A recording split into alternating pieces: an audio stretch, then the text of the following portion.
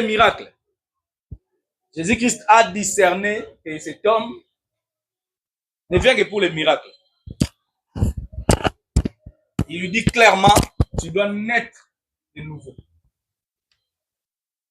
Et Nicodème demande comment naître de nouveau. C'est quoi la nouvelle naissance? Jésus répond, c'est naître d'eau. C'est naître d'eau et d'esprit. Et Jésus continue. Ce qui est né de la chair est chair, ce qui est né de l'esprit est esprit. Voilà pourquoi je t'ai dit, il faut naître de nouveau. L'explication que Jésus donne ici, la naissance, il faut naître d'eau et naître d'esprit. C'est différent de la naissance charnelle, mais cela concerne la naissance spirituelle. Il faut naître de l'esprit.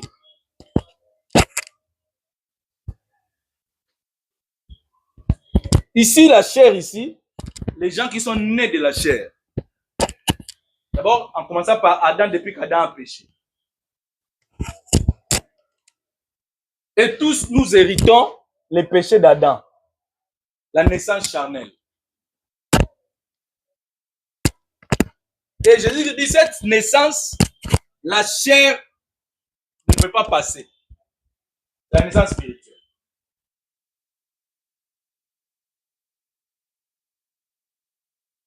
La chair, ici, a des exigences. Elle me dit, marchez selon l'esprit et vous n'accomplirez pas les désirs de la chair. Galates chapitre 5.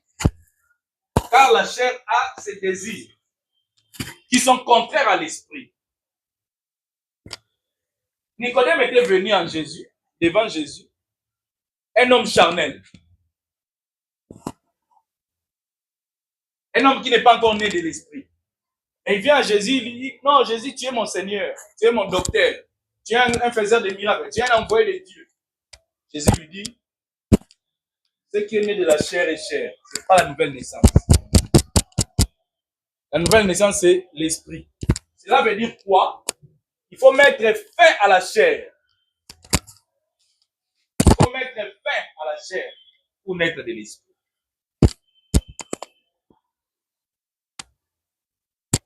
La chair doit être jugée.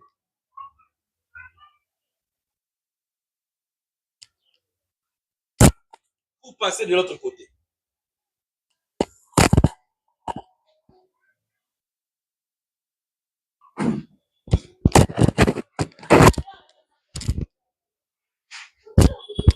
Il y a une écriture. Romains, on peut nous lire Romains chapitre 8, verset 8. Romains, chapitre 8, verset 8. Et puis Galates. Galates chapitre 5, verset 19 à 21. Oui. Or, ceux qui vivent selon la chair. Or, ceux qui vivent selon la chair ne sauraient plaire à Dieu. Jésus-Christ a détecté en Nicodème que ces messieurs vivent selon la chair. Et il lui dit, ce qui est né de la chair est chair. Ce qui est né de la chair ici, ça c'est la nouvelle. La chair ici, ça c'est Adam. Tous ceux qui sont nés d'Adam sont chers, ici ne sont pas Adam, sont pécheurs, sont rebelles, sont ennemis de Dieu. Voilà pourquoi dans Romains chapitre 8, verset 8, on dit que ceux qui sont dans la chair ne peuvent plaire à Dieu. La chair ne peut plaire à Dieu. On ne peut pas naître de nouveau. On ne peut pas prétendre que je suis né de nouveau si ma chair vit encore. On ne peut pas prétendre naître de nouveau si ma chair vit encore. On ne peut pas prétendre naître de nouveau si ma chair vit encore. Il faut que la chair meure. C'est la fin de la chair. Pour dire, ah non, en tout cas, moi, je suis né de nouveau. Ta chair vit encore. Prenons maintenant la deuxième écriture là. Galates chapitre 5, verset 19 à 21. Vous pouvez nous lire ça? Vous avez la Bible là? Galates 5, 19 à 21.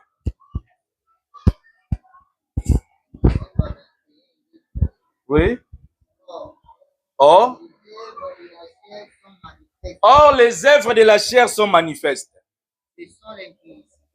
Ce sont l'impudicité. Pardon. Un impudique. Il dit, je suis né de nouveau, mais il est impudique. Ce n'est pas né de nouveau. Si tu vois seulement que tu es un impudique, sache que tu n'as jamais été né de nouveau. Parce que la condition de la nouvelle naissance ici, c'est la fin de la chair. Est-ce que quand je suis né, la chair a pris fin? Quand je suis né de nouveau, je dis, ah non, je suis né de nouveau. La chair a-t-elle pris fin? Or, les œuvres de la chair sont, les œuvres de la chair sont l'impudicité. Un frère, une sœur impudique dit, je suis né de nouveau. Jamais. Donc, si un homme qui vit dans l'impudicité, il reçoit le Seigneur, mais il continue à vivre dans l'impudicité, il n'a pas encore fait l'expérience de la nouvelle naissance. Donc, c'est quelqu'un qui est venu à Jésus, mais il est venu avec sa chair. Il dit, Seigneur, je crois en toi, tu es le Messie, tu es le roi, tu es le docteur, tu es puissant. Nabanzembo. Banzembo va imbara ya Jésus. Il y a n'importe quelle chanson. Balem ou l'autre yanen.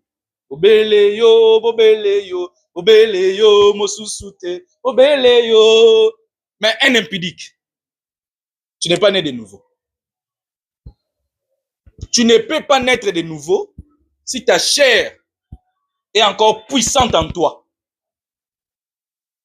Deuxième chose, l'impureté. L'impureté.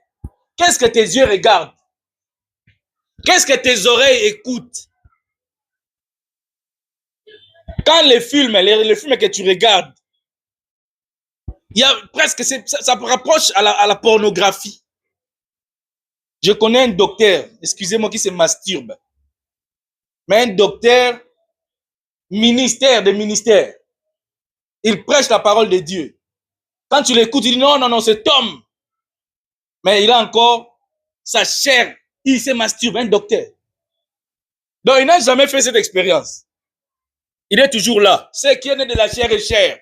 C'est quelqu'un qui est né de la chair et il est charnel.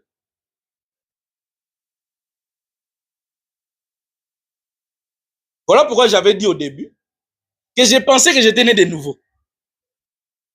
J'ai prêché une vingtaine d'années. J'ai vu des miracles dans ce ministère. Mais je n'avais jamais, ma chair me réclamait encore. Donc je ne pouvais jamais prétendre que je suis né de nouveau alors que j'étais encore dans cette étape. Ce qui est né de la chair est chair. Et Paul nous explique c'est quoi la chair. Il dit d'abord dans Romains chapitre 8 que la chair est inimitié avec Dieu.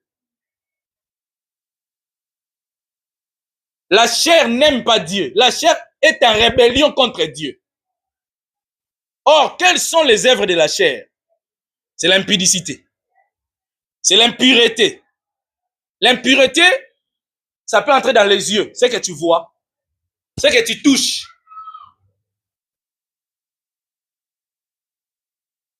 Il y a un homme de Dieu qui est décédé, mais il était vraiment presque dans l'ivrognerie.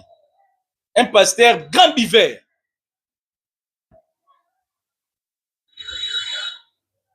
Un pasteur grand buveur. La tembo, donc bière nyonso, vous savez, l'alcool réjouit les cœurs. Nous qui buvions, nous sommes là.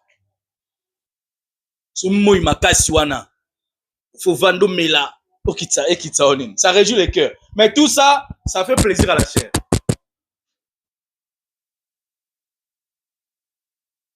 Un enfant de Dieu qui n'a pas peur, il y a témoignage. Il va au coin, il boit. Il dit, je suis né de nouveau. Non, non, non, non, non. Vous n'êtes pas né de nouveau. Vous êtes là. Et cela fait très mal à l'église parce qu'il y a beaucoup qui se disent enfants de Dieu. Je suis né de nouveau, mais ils n'ont jamais expérimenté la nouvelle naissance.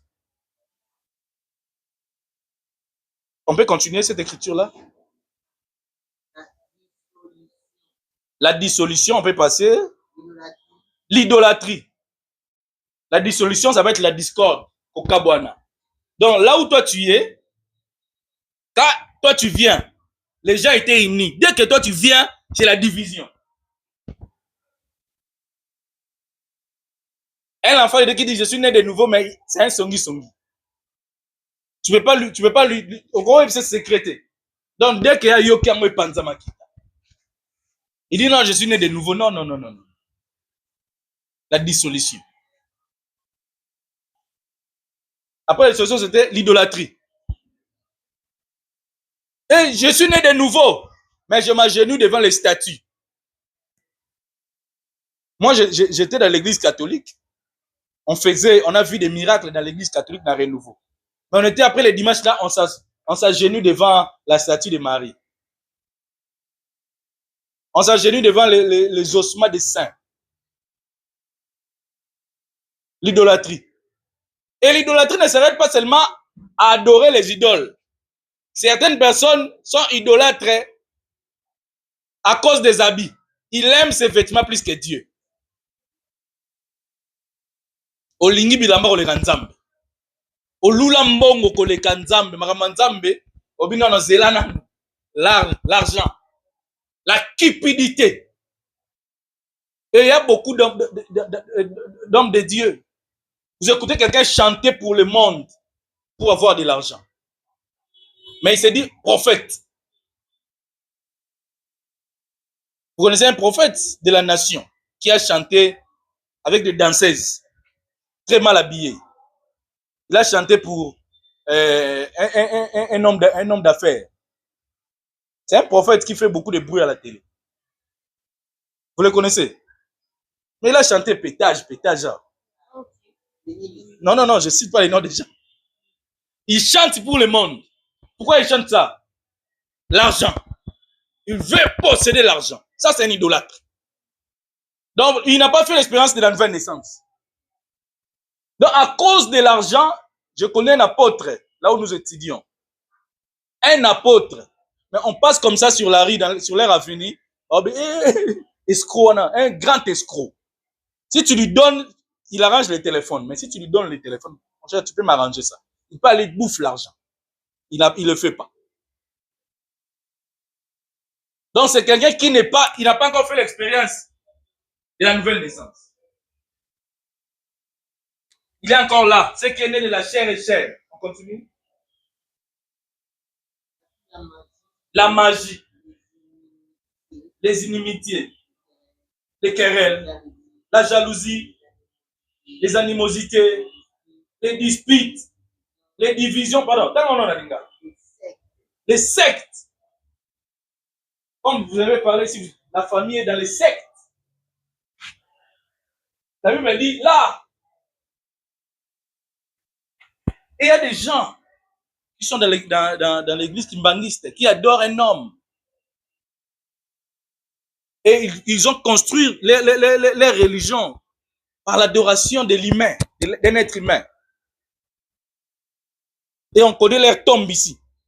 Nous adorons quelqu'un qui est décédé aussi, oui. Mais il est ressuscité. Et puis il est monté au ciel. Sa tombe est vide jusqu'aujourd'hui. Mais ils adorent des gens qui ont leur tombe, leurs corps sont jusqu'aujourd'hui enterrés à Kambala.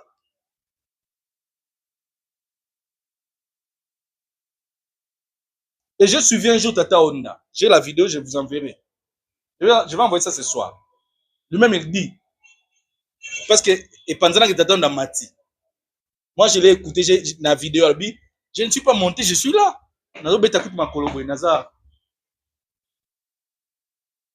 Il n'est jamais monté. Lui-même dans sa bouche. Il dit, bah, quand c'est la matate.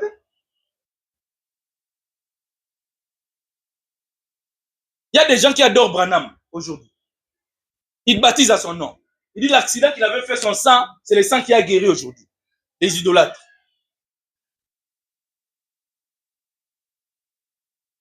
Beaucoup d'églises sont dans l'idolâtrie parce que même les pasteurs sont adorés. Ils ne savent pas qu'ils sont adorés, mais ils sont adorés. Les dadis, les pailles, les mailles. Un homme qui devient fanatique de son pasteur. Il dit non, non, même si mon pasteur a tort, même s'il a tort, je vais seulement rester avec lui. Et les pasteurs font n'importe quoi. J'ai écouté un témoignage un jour. Il y a une femme, excusez-moi de cet exemple, une femme qui a été abusée par un prêtre catholique. Et cette femme, par un évêque, cette femme a dénoncé ce prêtre et le prêtre a été arrêté. C'était un scandale de l'église. Les gens ont fouillé cette église-là. Et on a commencé à condamner cette dame. Pourquoi tu as fait ça? Tu t'es attaqué à l'église. Il fallait cacher ces péchés-là. Les hommes choisissent leur image.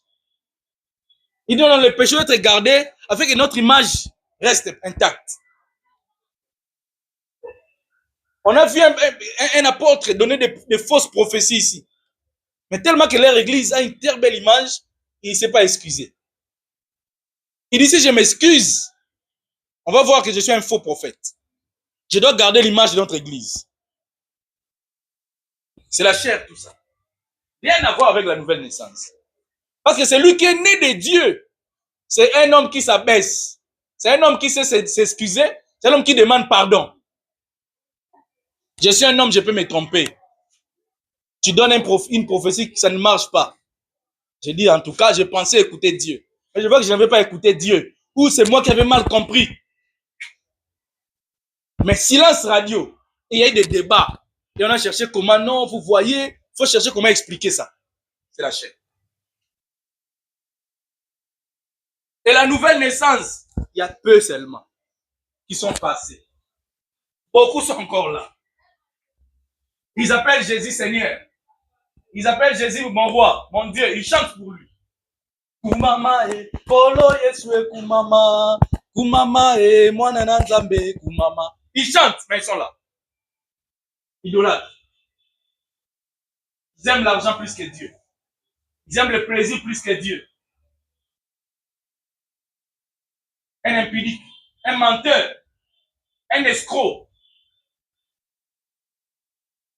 On ne peut jamais prétendre naître de nouveau. Si on est dans les choses que Paul cite, dans Galates chapitre 19, verset 21 et d'autres. Je connais un pasteur qui fume, qui chante. Un pasteur. Avant de monter à la chair, il doit fumer du chant. Quel esprit qui l'anime?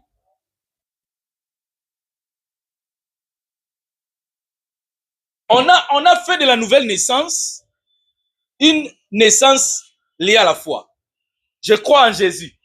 Je suis né de nouveau. Répète cette prière après moi. Jésus, je te donne ma vie. À partir d'aujourd'hui, j'abandonne les péchés. On a déclaré ça. On dit, qui veulent passer devant pour donner leur vie à Jésus? On est passé. On a parfois pleuré. Si vous suivez les concerts de Michael Jackson, les gens pleuraient dans les concerts de Michael Jackson. Ce sont des émotions et non la véritable repentance. La conviction des péchés que crée le Saint-Esprit. Beaucoup de gens. Je parlais avec une dame. Je parle avec elle. Elle me dit non, tu es né de nouveau. Je dis, je suis né de nouveau. Elle dit non, non, si tu étais né de nouveau, telle chose, tu ne le ferais pas. Elle me dit, hey, toi tu ne le fais pas, toi tu ne pêches pas. Vous savez, ici, la chair ici, c'est l'âme de l'homme. C'est sa partie, c'est la personnalité de l'homme. L'homme ne veut pas céder. Parfois on répond, toi rabat. Frère. Quand tu es au monde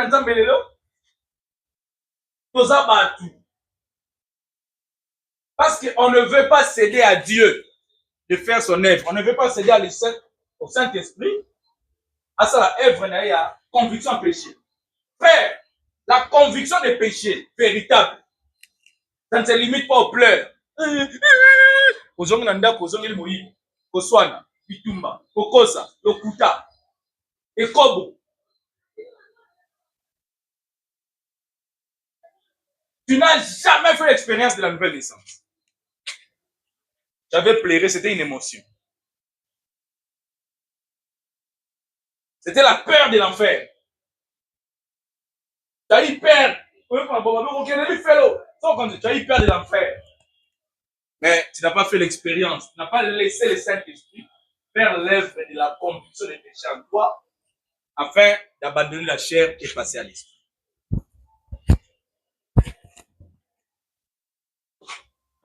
On passe à la troisième étape.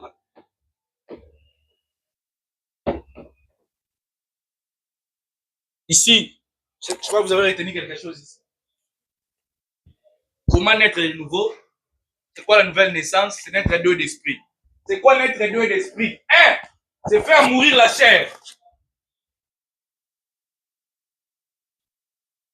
La chair doit mourir.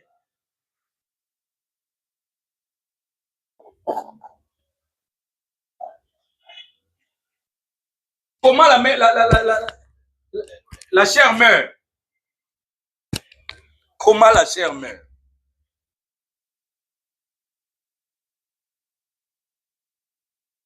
Comment la chair meurt? Oui.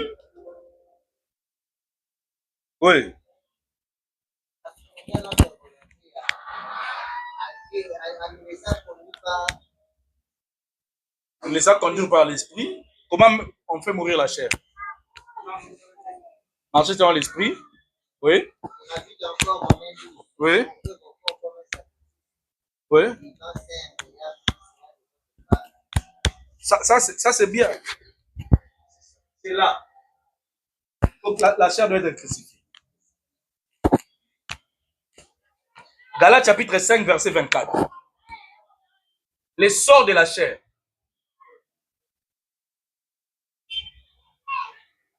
Les sorts de la chair. C'est Galates chapitre 5, verset 24. Qu'est-ce qu'on dit là-bas? Ceux qui sont en Jésus ont crucifié la chair. Ont crucifié la chair. Avec ses passions. Et ses désirs. Frère. Non, moi j'appartiens à Jésus. Tu n'as pas encore fait l'expérience de la croix. Entre la chair et l'esprit, il y a la croix. Ceux qui sont en Christ ont crucifié la chair et ses désirs et ses passions. Sans cela, il n'y a pas de nouvelle naissance. Ne vous trompez pas. La croix a fait deux choses. Le sang. Et puis, la crucifixion de la chair. La crucifixion. Crucifixion de la chair. La croix a fait deux choses. La croix produit le sang du pardon pour la rédemption. Le sang a payé le prix. Mais la Bible dit aussi, nous sommes crucifiés avec Christ. Notre chair a été crucifiée. C'est pourquoi la Bible nous demande de crucifier nos membres.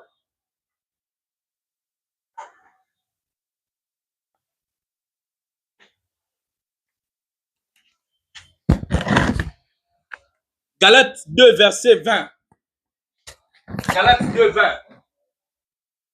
On dit quoi?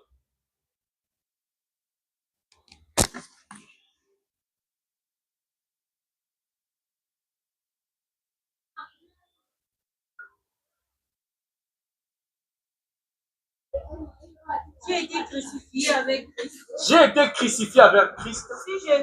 Si je vis, ce n'est plus moi qui vis. Ce n'est plus moi qui vis. C'est Christ qui vit en moi. C'est Christ qui vit en moi. Si je vis, si je vis maintenant dans la chair. Maintenant dans la chair. Oui, continue. Je vis dans la foi. Je vis dans la foi. Au Fils de Dieu. Au Fils de Dieu. Qui m'a aimé. Qui m'a aimé. Et qui s'est livré lui-même pour moi. Qui s'est livré lui-même pour moi. À la croix, Jésus-Christ a fait deux choses ici. Il a payé les prix, mais il a aussi crucifié la chair. Et il nous appelle à faire la même chose. Celui qui veut me suivre, il se charge de sa croix. Quand on se charge de sa croix, on va jusqu'à Golgotha, frère. C'est le lien de la nouvelle naissance. C'est pourquoi il y a eu ici, il y a eu le sang et l'eau. C'est le lien de la naissance. Jésus-Christ là-bas, la Bible dit que l'église est née là-bas, à Golgotha. Et il nous demande aussi si c'est lui qui veut me suivre, qu'il se charge de sa croix. La finalité de la croix, c'est la naissance. Il faut qu'il y ait une naissance. Et cette naissance, c'est ta nouvelle naissance, frère. C'est la croix. La chair doit être crucifiée. Crucifiée. Mise à mort. On n'améliore pas la chair. Oh non, depuis que j'ai rencontré Jésus, j'ai changé. Hein? J'ai changé. Je suis devenu une personne améliorée. Je laisse les péchés petit à petit. J'ai volé $100, je commence à voler $20. Ça, tu es devenu une personne, tu as amélioré ta condition, mais tu n'es pas mort. Je commettais l'impudicité, je ne commets plus l'impudicité, je m'arrête seulement au prérequis.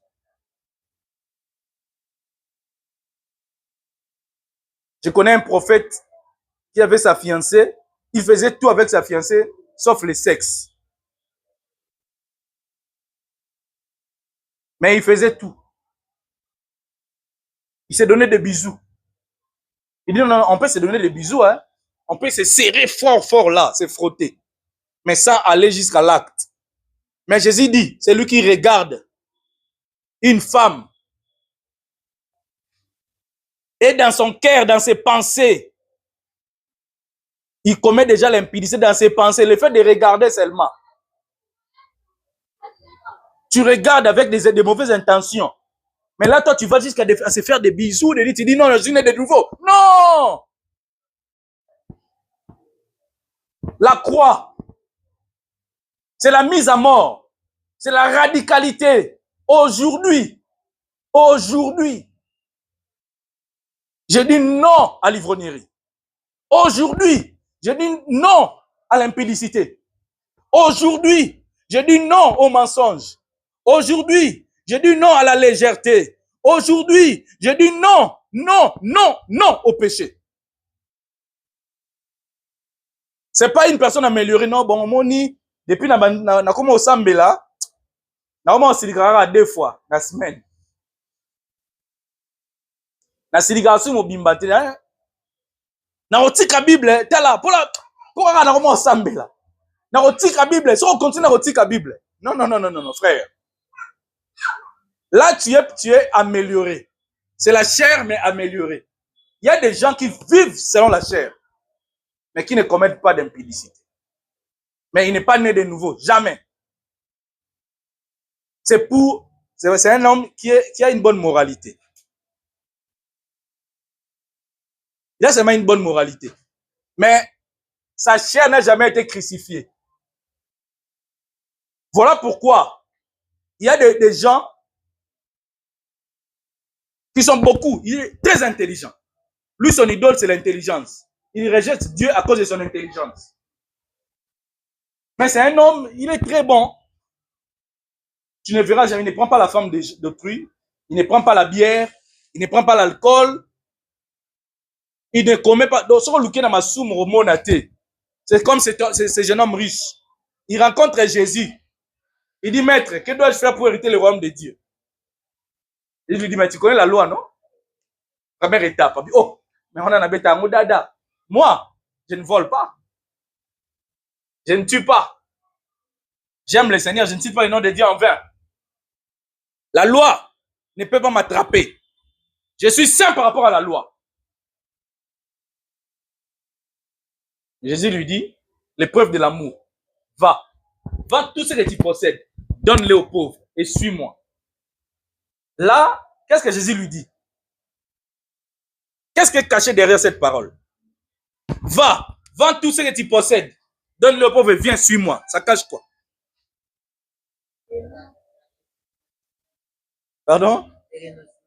Les renoncements. La repentance. L'homme était lié à ses biens matériels plus que Dieu.